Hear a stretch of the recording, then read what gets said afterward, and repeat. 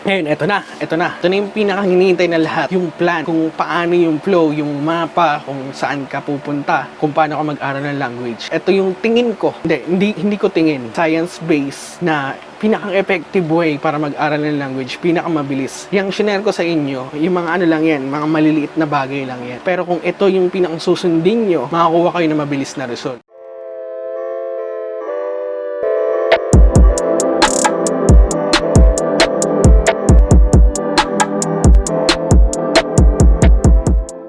Yan, so magkaiba kasi ang language learning sa language acquisition. Pagka nasabi mong natutunan mo na yung language, hindi alam mo na yung grammar, kaya mo mag-construct ng sentence, yung flow, etc. Pero yung language acquisition, yung nasip-sip mo na talaga yung language. Di ba minsan, yung mga magagaling sa English, as in natural na na-express nila yung sarili nila sa English, hindi nila kailangan mag-isip ng grammar, ng words, ng mga salita. Kasi natural na sa kanila. As in, parang native na sila magsalita. Kasi na-acquire na nila yung language, nasip-sip na nila. Wala pa ako doon sa level na yun. Pag nag-English ako, tinatranslate ko pa, tapos medyo nakakalimutan ko pa yung ibang rule. So, para madali siya explain, ganito ko siya tinitignan. Para siyang may barrier na ganito. Filipino, English. Pagka may gusto kang sabihin sa English, ang ginagawa ng iba, sabihin muna nila sa utak nila in Filipino, tapos dadaan dito sa barrier na to, pagdaan, tatranslate nila word by word. So, kunyari, gusto kong kumain ng ice cream. I like kumain to eat ice cream.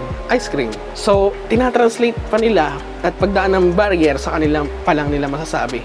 Gusto kong kumain ng ice cream, I want to eat ice cream. Minsan, ganun din sa ibang language. English to Spanish. Halimbawa, I want to eat rice. So, I want quiero to eat comer rice arroz. So, quiero comer arroz. I want to eat rice. Pag na-acquire niyo yung language, mabubura yung barrier na yan. Tapos parang natural na sa inyo magsalita. Ngayon, ito yung tanong. Paano mo ma-acquire yung language? Paano mo masisip-sip yung language na inaaral mo? Simple lang yung sagot. Kailangan mo bumalik sa pagkabata. Although weird pakinggan na paano babalik sa pagkabata o paano ka magiging bata ulit. Pero ganito lang kasimple. Paano mag-aral ang baby? Paano mag-aral ang bata ng language? Anong ginagawa nila ng bata sila? Kayo mismo. Anong ginagawa niyo ng bata kayo na nag-aaral kayo ng Tagalog? Nag-aaral kayo ng English? Nung bata tayo, ganito tayo mag-aral. 1-year-old, 2-year, 3-year-old. Sinisip-sip natin lahat ng naririnig. Puro input. So lahat ng marinig mo sa tatay mo, sa nanay mo, sa buong paligid ng bahay nyo, napupunta yan sa'yo. Naririnig mo kasi. Naririnig mo yung tunog, yung sound. Hindi mo pa alam kung anong ibig sabihin nun, pero alam mo yung tunog. Kaya nga ang batang nagsasabi ng first word, ini-imitate niya yung sound ng pinakang naririnig. Kung narinig niya lagi, mama.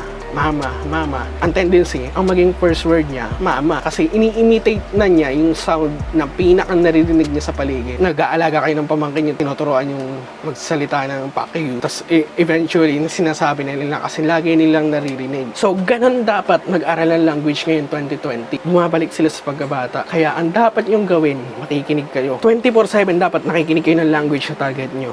Makikinig kayo ng Latin American music kung gusto nyo ng mag-aral ng Spanish, K-drama, manood kayo. Tapos kapag iba na ginagawa nyo, makinig kayo ng K-pop. Lahat ng naririnig nyong sound, masisip-sip yun ng utak nyo na hindi nyo nalalaman. Alam nyo nga minsan, pag may nagsalita ng isang word, Korean word sa crowd, alam nyo Korean word yun kasi narinig nyo sa K-drama. Na kapag may nagsalita o sumigaw ng Japanese, alam nyo Japanese word yun. Ngayon, pag dumami na yung input nyo, anong ginagawa ng bata? Doon na sila nag-aaral magsulat, nag-download ng vocabulary. Di ba, minsan may mga bata na na gusto nila magsalita, pero hindi nila alam yung word, yung bla bla bla bla bla bla bla bla bla. Kaya nila magsalita ng complex sentence, nabubuo na nila yung sentence, pero wala pa lang yung word. So, doon sila dapat turuan ng vocabulary. Di ba, may mga bata na kaya nilang sabihin na gusto nilang kumain ito, o gusto nilang umihi, gusto nilang mag-CR, pero hindi nila masabi kasi wala sila ng vocabulary. Pero deep inside, alam nila yung sentence kasi nga narinig nila through input. So, ayan, input and then vocabulary. Then, pagtungtong ng grade 3, grade 4,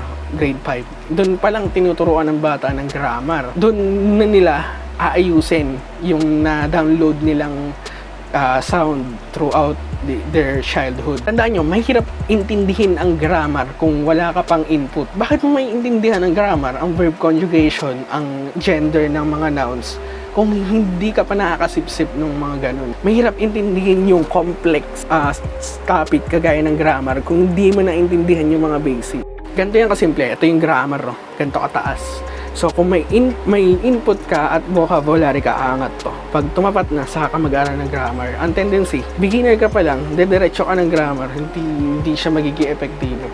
Ngayon, ito, 3 ang pace ng pag-aaral ng language. Kung meron kayong 3 buwan, ganito nyo dapat siya i-divide.